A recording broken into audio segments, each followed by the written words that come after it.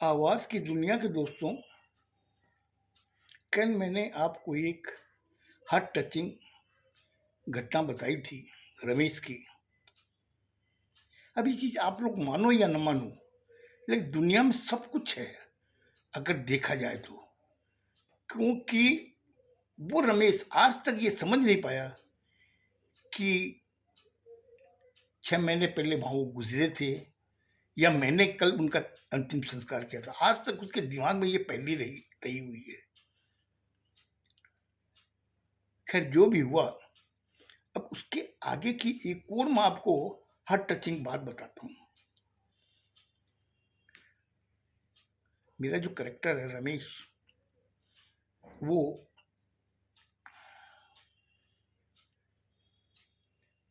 अपने घर से ऑफिस की तरफ जाता है। ऑफिस में जब पहुंचता है तो बड़े बेताबी से उसका बॉस इंतजार कर रहा है।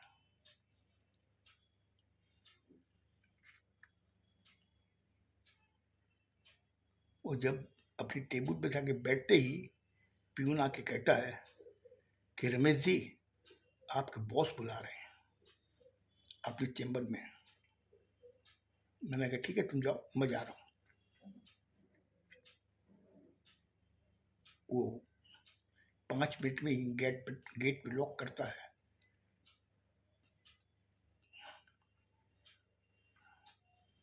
लॉक करते समय कमिंग, अंदर जाता है। हाँ कहिए सर, क्या बात है? बोले रमेश बैठो। जहाँ बैठा था उसके सामने टेबल के इस साइड के अंदर डिजिटल चेयर थी। मैं उसको इशारा करता बैठने के लिए। रमेश वहाँ बैठता है। बैठने के बाद में उससे कहता है कि देखो रमेश, अपनी कंपनी अभी काफी क्रिटिकल दौर से गुजर रही है। तो तुम इस कंपनी के बहुत से सीनियर और काफी पुराने स्टाफ हो, एम्प्लॉय हो, तो मैं तुमसे ये सब चीजें साझा कर सकता हूँ। हमें ये देखना है कहाँ पे ज्यादा खर्चा लग रहा है, कहाँ पे हम लोग खर्चे को बचा सकते हैं, और जो हमारे बोरोज हैं जिससे हम लोगों ने लोन ले रखा है, अगर वो हमें बात करने के लिए या आप मुझसे बात करने के, तुम उसको किसी तरीके से टैकल करो, कुछ टाइम निकालो। उससे क्या होगा कि मुझे कुछ टाइम मिलेगा, तब तक मैं कहीं ना कुछ सर्वाइव कर लूंगा, कंपनी को उठा लूंगा वापस।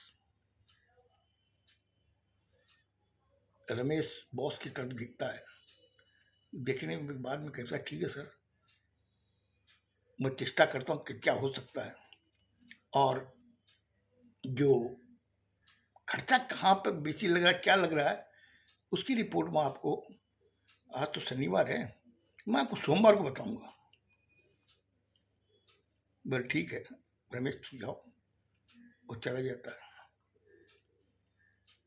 सोमवार को शाम को 5:30 6 बजे करीब बॉस का इंटरकॉम बजता है।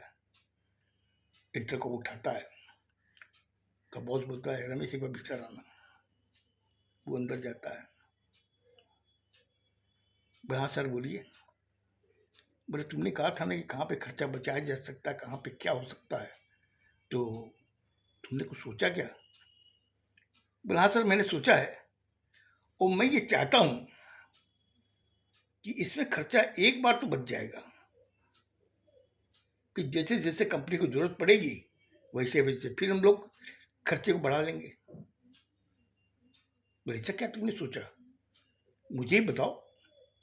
बोले मैं बोल रहा हूँ कि आज मुझे इस कंपनी में 25,000 रुपये महीना मिलता है, और मेरे नीचे जो सॉर्डिनेट है, किसी को 20 मिलता है, किसी को 18 मिलता है, किसी को 15 मिलता है।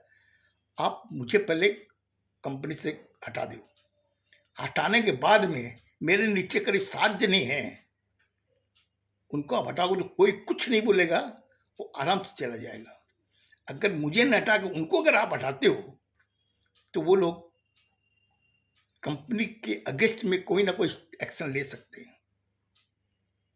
तो सुनने के बाद में बॉस बोलता है, तुम्हारा माथा खराब है क्या? क्यों मजाक कर रहे हो मेरे साथ में? मैंने खर्चा कम करने के लिए ये नहीं कहा कि तुम नौकरी छोड़ दो। बोले बॉस, इसके अलावा और कोई तरीका नहीं है। जो फिक्स खर्चे हैं वो तो हमें करने ही है, चाहे इनकम हो या न हो। अगर फिक्स खर्चों को बंद करना है तो कंपनी बंद करनी पड़ेगी।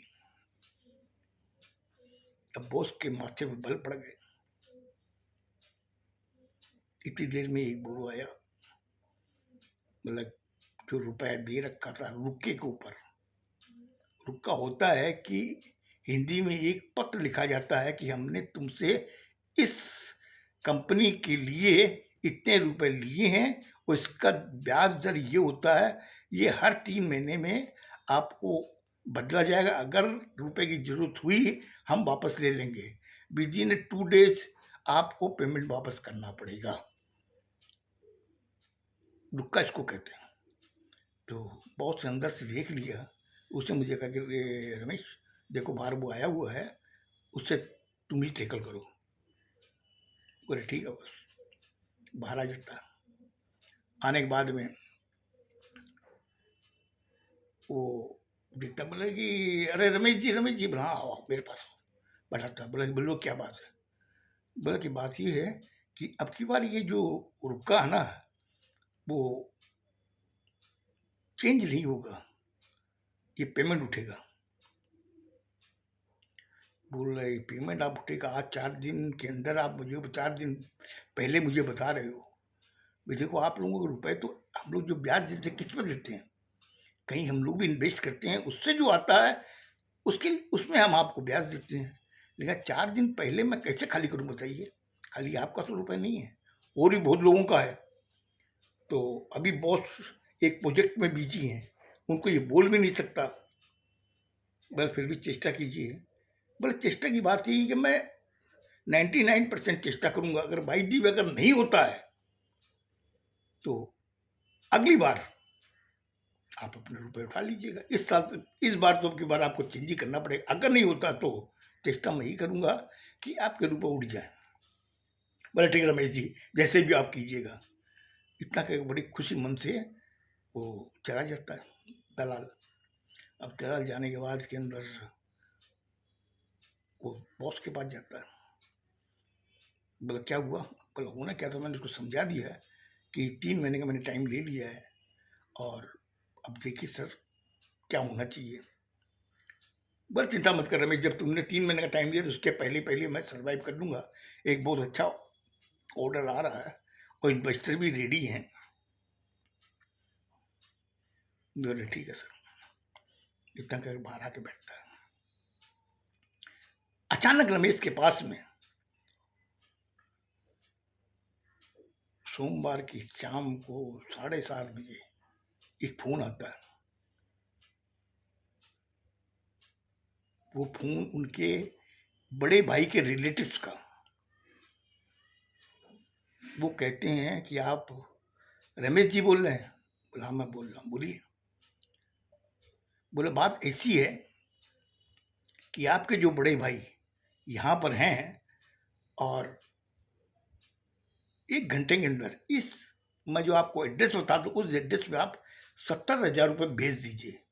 अगर नहीं भेजेंगे तो आपके बड़े भाई की पोजीशन ज़्यादा खराब हो जाएगी, क्योंकि वो लोग मार पीट रहे हैं इनको। इतना कहना था, ये मेरे पूरा एकदम टेंशन आ गया। मैंने कहा मेरे बड़े भाई को क्यों मार रहे हैं? ऐसा क्या कर दिया उन्होंने? मैंने कहा आप कौन बोल रहे हो? उन्होंने बताया कि मैं उनका आपके बड़े भाई का साड़ू बोल रहा हूँ। हमने कहा आप भी वहीं पे हो? हाँ मैं भी वहीं पे हूँ, उन्होंने मुझे आपके नंबर दिए थे इसलिए मैंने आपको फ़ोन किया है। हमने कहा रुपये तो भेज दूंगा, पहले मेरी बड़े भाई से बात करो। उसने कहा कि ठीक है। आधा मिनट भी नहीं हुआ कि भाई का फोन आवाज़ आई। हाँ रमेश क्या बात है? हमने कहा बात तो आप बताओ। अभी आपके साड़ू साहब का नाम क्या है? बोले राजकुमार है। हमने उसने कहा कि 1 घंटे में 70,000 रुपये भेजो इस एड्रेस पर। आखिर माजरा क्या है? बोले देखो मैं तेरे को बता नहीं सकता और तू 70,000 रुपये एक बार भेज दे।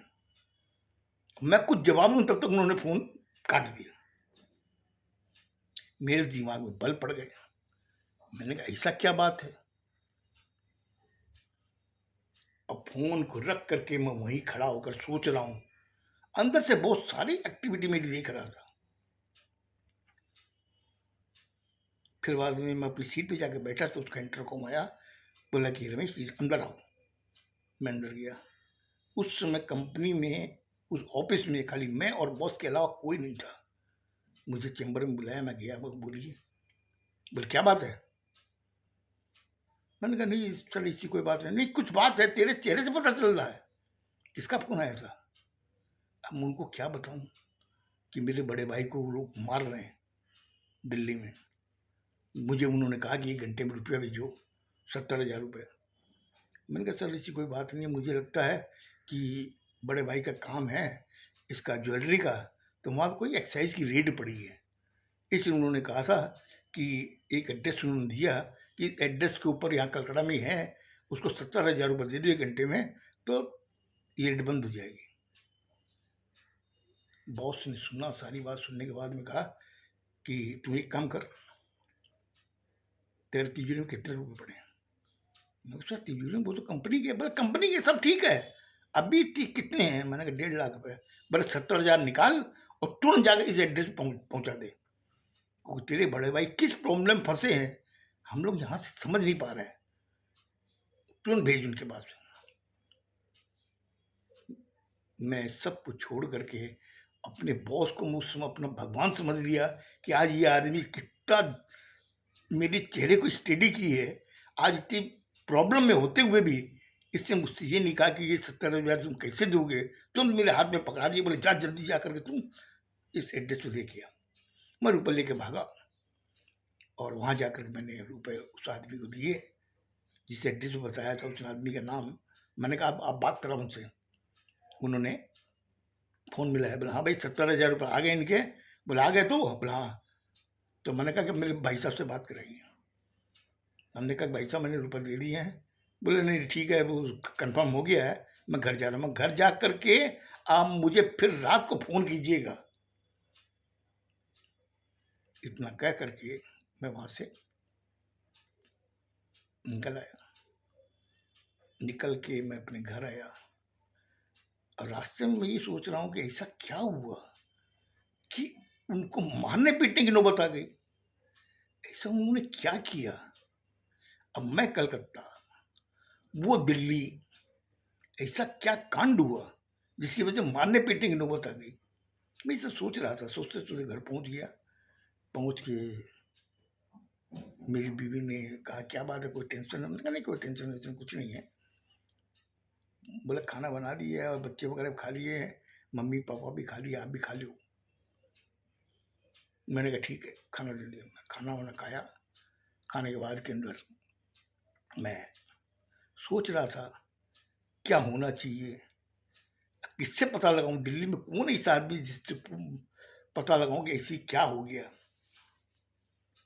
और वहां से दिल्ली से घर जाने के बाद में कोई फोन भी उनका नहीं आया और मैं टेंशन में था।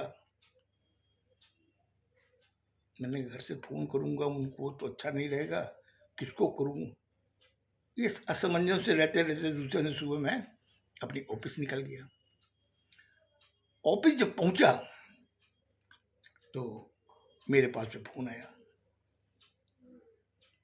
रिसेप्शन ने कहा कि रमेश जी आपका फ़ोन है। मैंने उठाया। मैंने कहा कहिए क्या बात है। बोले मैं तेरा भाई बोल रहा हूँ, लेकिन तुमने मेरी बहुत बड़ी हेल्प की है और बहुत बहुत धन्यवाद। हमने क्या कर रहे हो, मैं आपका छोटा भाई हूँ। आपने मुझे कहा, मैंने भेज दिया, मगर एक कारण बताओ ऐसा क्या था जिसकी वजह से मारपीट की नौबत आ गई। बोले तुम कभी मिलोगे तब तुमको बताऊंगा, अभी तेरी भाभी और बच्चे वगैरह बैठे हैं। इतना बोल के फ़ोन काट दिया। बस इनकी आवाज़ सुन करके, इनकी बातों से मुझे ये लगा कि चलो कम से कम अब फ्री हैं, कोई असुविधा नहीं है। बात आई गई हो गई। एक दिन अचानक मैंने देखा कि भाई साहब घर के बाहर खड़े हैं। मतलब कमरे घर में भी घुसे नहीं, गेट पे ही खड़े थे मकान के। मैंने जब उनको देखा, मैंने कहा आप ऊपर क्यों नहीं आए, वहाँ यहाँ कितनी देर से खड़े हो? बोला 15-20 मिनट हो गए। हमने खड़े क्यों हो, ऊपर चलो। नहीं नहीं ऊपर तो नहीं जाऊंगा। मैंने क्यों नहीं जाएंगे आप? बोले कुछ कारण है। हमने क्या कारण है मुझे बताइए, मेरे साथ चलिए। ये चीज़ नहीं हो सकती कि आप घर में आए वो और ऊपर मम्मी पापा से नहीं मिलोगे, बच्चों से नहीं मिलोगे, वो क्या सोचेंगे? आपके घर में जो इज्जत क्यों आप अपनी खराब करने में लगे हो? चलिए ऊपर। जबरदस्ती उनको खींच करके मैं ऊपर ले आया। मम्मी ने देखा, पापा ने देखा, बहुत खुश हुए। उन्होंने आशीर्वाद भी दिया। अरे कैसे अचानक आ गए, बच्चे वगैरह कहाँ हैं? बोले वो दिल्ली में।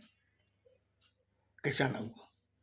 ये सब बातें हो रही थी और मेरे दिमाग में खाली एक ही चीज़ था कि ये 15 मिनट नीचे क्यों खड़े रहे, क्यों ऊपर नहीं आए? मैं सोचता-सोचता परेशान हो रहा था और वो बड़े भाई साहब मम्मी-पापा से बात कर रहे थे। फिर मैंने उनसे कहा कि ठीक है आप लोग बात करो, मैं ऑफिस जा रहा हूँ, तो शाम को आऊँगा तब बात करूँगा। तो भाई साहब ने कहा कि ठीक है एक काम कर, तुम जब जा ही रहा तो मैं भी तेरे साथ बड़ा बाज़ार चलता हूँ। बड़ा बाज़ार में 2-1 जनों से मुझे मिलना है, फिर शाम को मैं आ जाऊँगा, तुम भी आ जाना। मैंने कहा नहीं, अब मम्मी-पापा से आप बात करो, बाद में आप बड़ा बाज़ार चले जाना, अभी मुझे ऑफिस जाना है, मैं जा रहा हूँ। इतना कह के मैं वहाँ से निकल गया। इतना कह कर के मैं वहाँ से निकला, मगर मेरे दिमाग में एक ही चीज़ थी कि ये शख्स 15 मिनट तक गेट के बाहर खड़ा रहा क्यों? ऐसा क्या इन्होंने गुनाह किया, ऐसा क्या पाप किया है जो ये घर में आने से भी डर रहे थे? फिर भी मैं सोच रहा था क्या होना चाहिए, क्या होना चाहिए? आखिरकार शाम को जब मैं घर पहुंचा तो देखा भाई साहब बैठे हुए हैं, मम्मी उधर मुँह किए बैठी है, पिताजी उधर मुँह किए बैठे हैं। मैंने कहा क्या बात है, आज सब एकदम सन्नाटा है घर के अंदर, के कारण क्या है? तू ही पूछ ले, मम्मी ने कहा। मैंने किससे पूछूं? तेरे भाई से पूछ। पिताजी ने कहा कि तू ही पूछ ले, मैं क्या बताऊं? मैंने भाई साहब से कहा, मैंने भाई साहब क्या बात है बताइए। आज ये सब बोलना कि तू ही पूछ ले, तो कुछ ना कुछ तो बात हुई होगी। इतना कहना था। उन्होंने क्या बताया मुझे? मुझे लगता है आज मैंने आपका ज़्यादा टाइम ले लिया। कल मैं बताऊंगा उन्होंने क्या बताया मुझे।